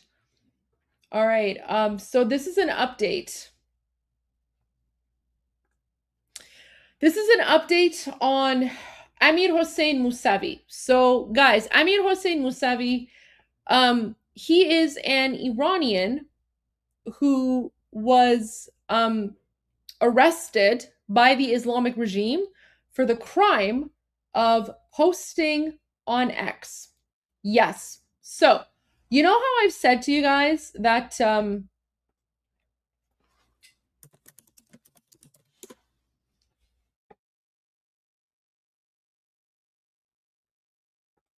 so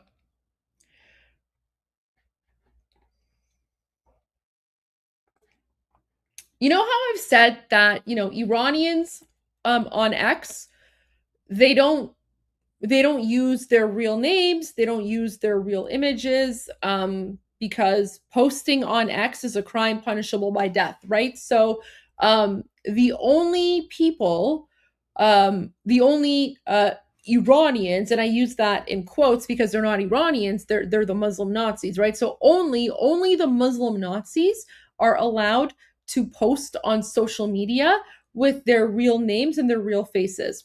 Everyone else is has to use a fake name and a fake identity, and they have to use VPN. So, Petito, for example, Petito posts on X a lot, but Petito uses a fake name and a fake image, and he uses VPN so that the Islamic regime can't identify him or locate him, right? So James Biden was another one. So guys, this isn't actually Biden, okay? I know a lot of people will read this as Biden, but it's not. It's actually B-Deen, which means without religion. Deen means religion, and B means without. So this Iranian freedom fighter, his name was Amir Hossein Mousavi, but on X, right? So on X, this was the fake image that he used, and then his name was James B. Dean, which translates to James without religion. Okay, James B. Dean. So, he was. This is him though. This is him in real life. He was found, like someone like managed to, I guess, like, I don't know, there was some sort of security breach, and he was caught by the Islamic regime. So literally back in January of 2025, okay? So this is like almost 2 years ago, like a year and a half ago. In January of 2025, the Islamic regime caught him. So Iranian monarchist activist Amir Hossein Mousavi, known for his iconic anti-regime graffitis in Tehran, has been arrested along with his wife by the Islamic regime in Iran. The criminal mullah regime confiscated his phone, and his pseudonym X account, James Bidin, was subsequently suspended due to this breach after the compromise was reported to X. Their fate is unknown, and they are in grave danger, and immediate action from the international community is needed to prevent their torture and abuse in the regime's prisons. So guys, this, James, again, James, his only crime was telling the world that he wants freedom, telling the world that Iranian people don't want to live under a Muslim Nazi occupation, right? So he was arrested a year and a half ago for the crime of posting on X, okay? Now there's an update. So this update is from his sister. Due to the fact that the court hearing for Amir Hossein Mousavi is scheduled for the day after tomorrow, that's Tuesday, I kindly request from my friends that tomorrow night we hold a Twitter storm for our friend. You can use this very poster. If there's another poster, we can use that as well. So this is so Iranians are trying to raise awareness about Amir Hossein Mousavi, aka James Bidin. Yeah, of course they got his wife. They get everyone. They get everyone. Like they pretty much got his wife so that they can like probably force him into like false confessions, right? So guys, they actually already like if I'm recall correctly, they already got a forced confession out of Amir Hossein. And the forced confession is that he's an Israeli agent, right? And so of course, if you confess to being an Israeli agent, that's a crime punishable by death, right? Because that's, you're waging war against Allah, their demon Islamic God, right? So like this guy, James Amir Hossein, right? He was not a violent person. He was just speaking out on X. He was raising awareness about the Iranian people's fight against the Muslim Nazis, and that's a crime punishable by death, right? So I mean, this is the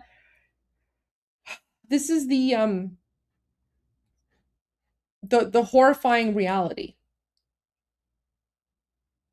that we're dealing with.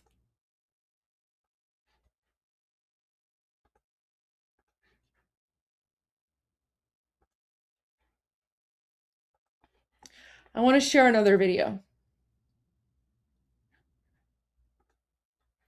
This is Anahita Azarshab. Hours ago, she bravely protested the public executions at Ali Khani Square in Isfahan. So, guys, remember a few nights ago on my evening live stream of the Goldie show, I was giving you live updates of the Iranian people who had gone to that square in Isfahan, Ali Khani Square, to try and prevent the execution of Iranian freedom fighters. And then, of course, I shared footage of the Muslim Nazis shooting into the crowd, right? The gunshots and shooting into the crowd. And I told you guys, like, I guarantee you, they're murdering Iranians. They're murdering Iranians. They're literally shooting into the crowd, unarmed protesters. So this young girl, look at her, look how young and beautiful she is. Like she's another baby.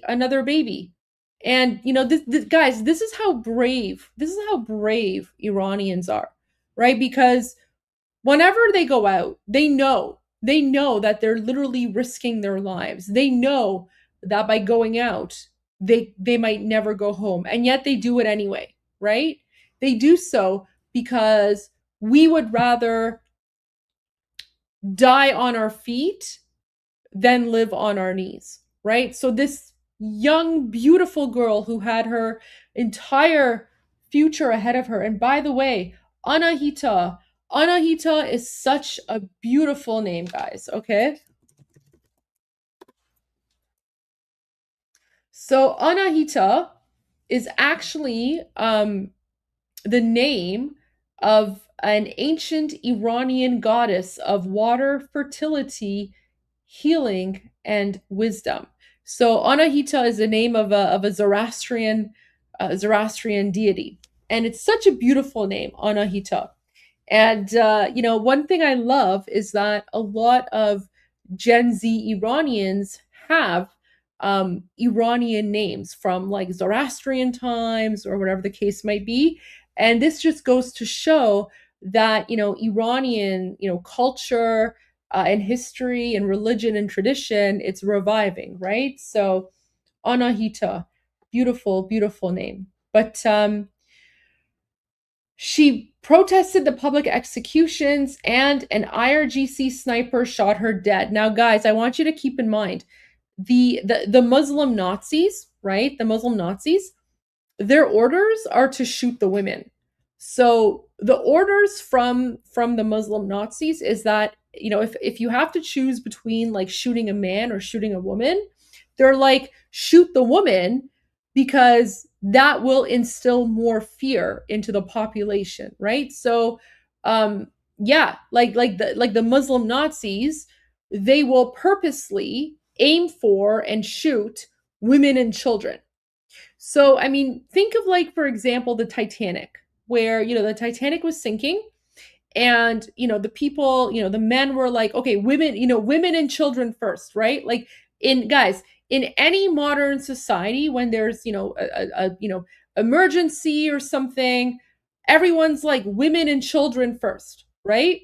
When it comes to the Muslim Nazis, it's the opposite, right? Like when you're talking about sparing people, no. It's not women and children first. In fact, for the Muslim Nazis, they make it a priority to shoot women and children so that they can instill fear in everyone else. Because the reason that the Muslims, they will murder women and children first is because then they can make an example and they can be like, oh, you don't want your women and children to be murdered?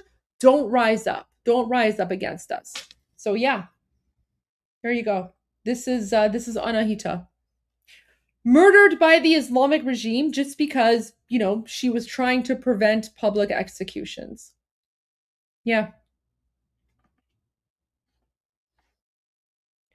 خیلی خوشگل بود. I mean, look at that. Look at her smile. Absolutely devastating. Absolutely devastating.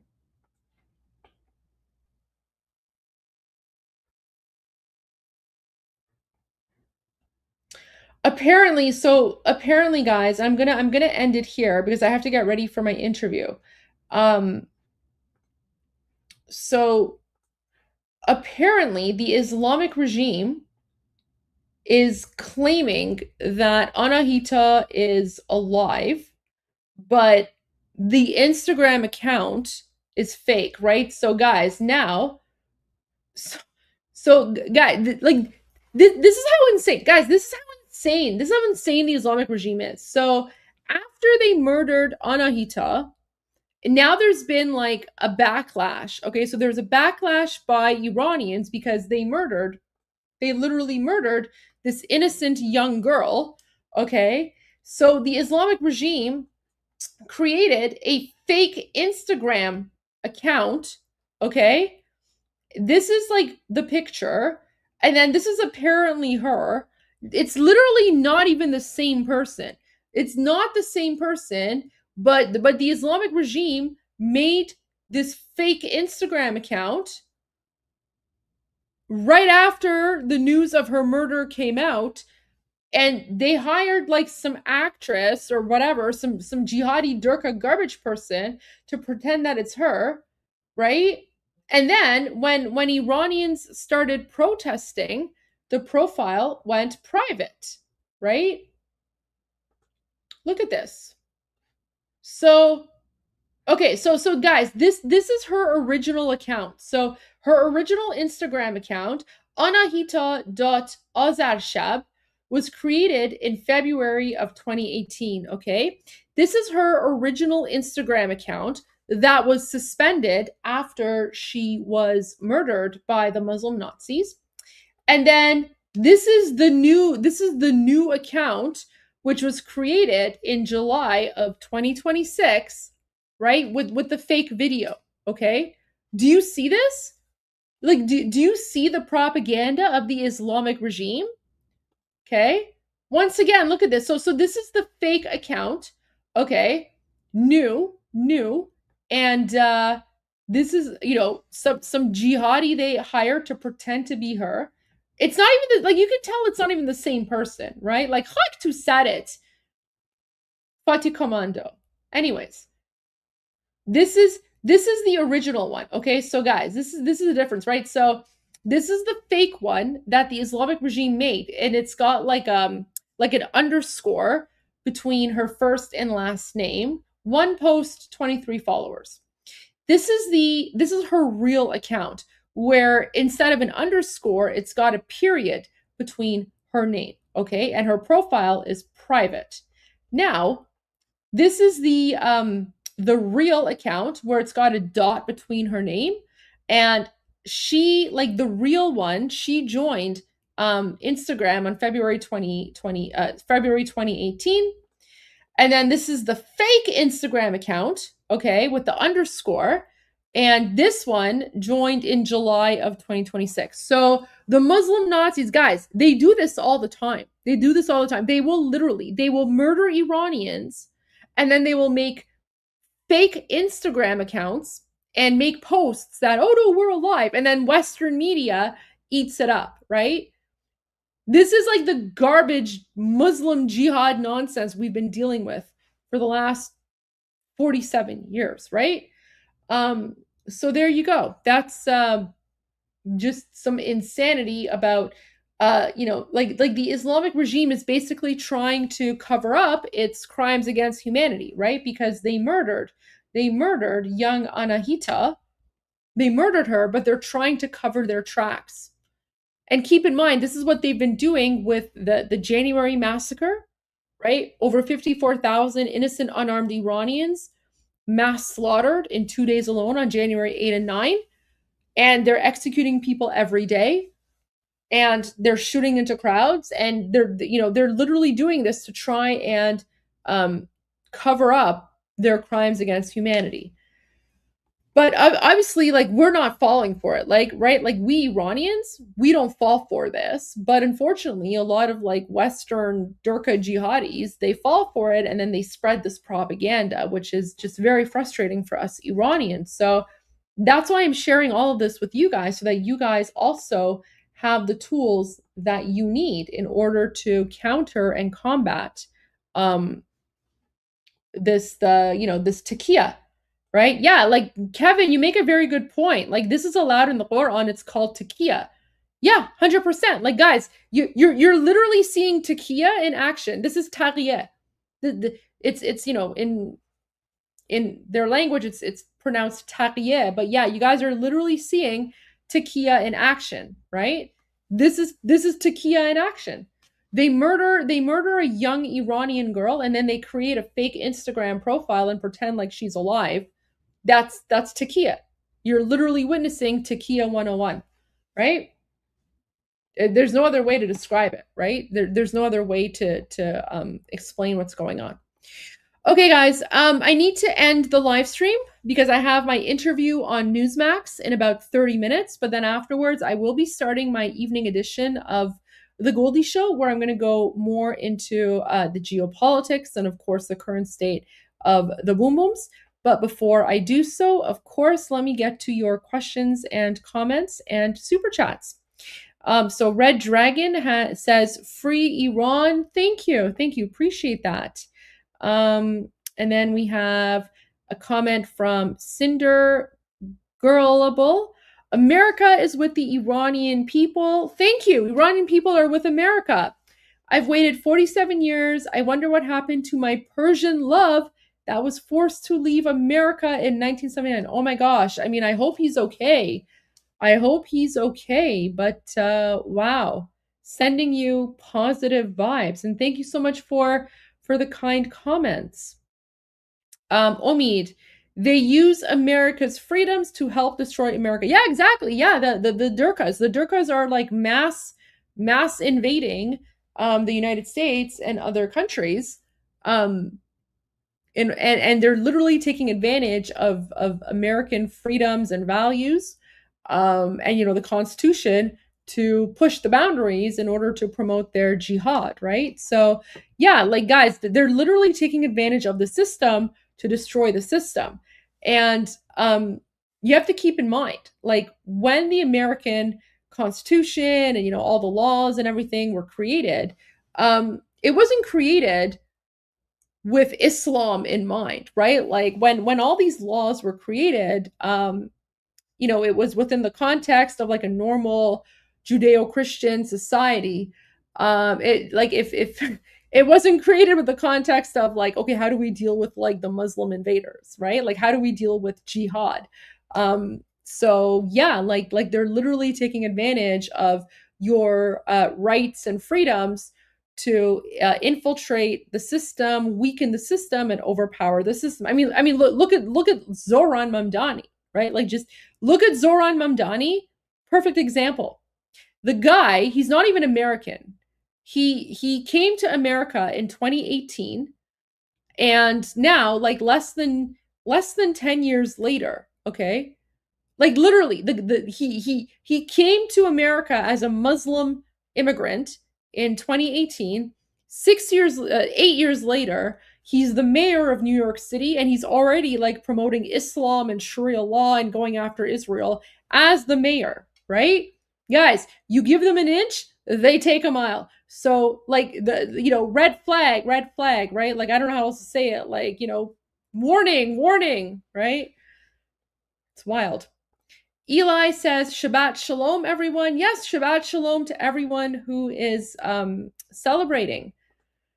Minor died. Goldie, it might help if you could share examples where these Twitter storms or other protests have caused someone to be spared. I don't know of any. I mean, there have been a few examples. I can't think of any off the top of my head, but I don't know. You know what? It's tough because the Twitter storms might spare someone initially, but then like a month later they're executed, right? Because the Islamic regime, right, they basically rely on people forgetting, right? So when the Twitter storm is happening, nothing will sometimes they'll execute anyway, right? I mean, look at what happened with Isfahan, right? But this is one of the only few tools that Iranians have. So all we can do is try and continue to raise awareness. It's just, I mean, what else are we supposed to do, right? Like we can't keep silent. Kevin Shaw gifted a membership. Thank you so much. Rob sent a super sticker. Thank you.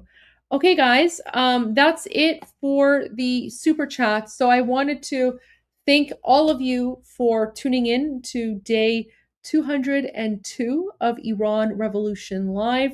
Appreciate all of you. Thank you for, caring about the Iranian people, supporting the Iranian people. And oh my gosh, guys, I have to get my video lined up here. I totally forgot to get my video lined up. Give me one moment here.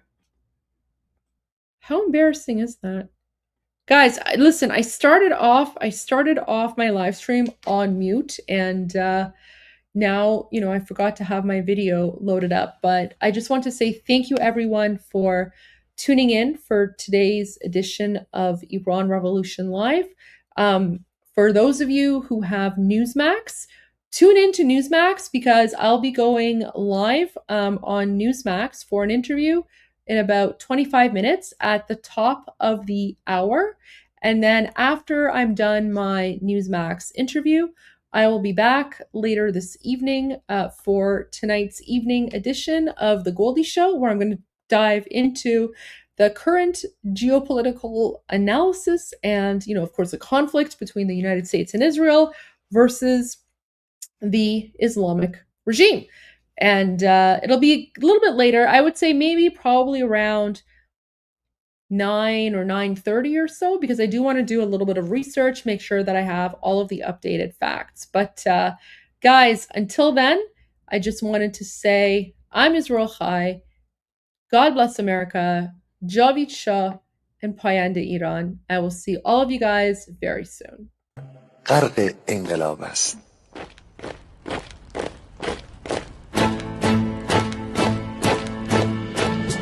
کشور ما، تاریخ ما در سینگر فرا گرفته، گویی اهورا مستا دوباره در نور خود مرا گرفته.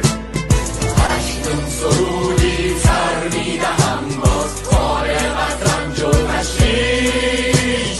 ایران غرق انقلاب است، به پیش به پیش به پیش. ایران غرق انقلاب است، به پیش به پیش به پیش. هن ای پدر، هن ای پسر، برخیز و با ما شو همگام. درد آن تجربه تلخ ما را نکشیده در پا. بگذار هر دم ببرند گرگ‌ها دم لباس میش. ایران غرق انقلاب است، به پیش به پیش به پیش. ایران غرق انقلاب است، به پیش به پیش به پیش.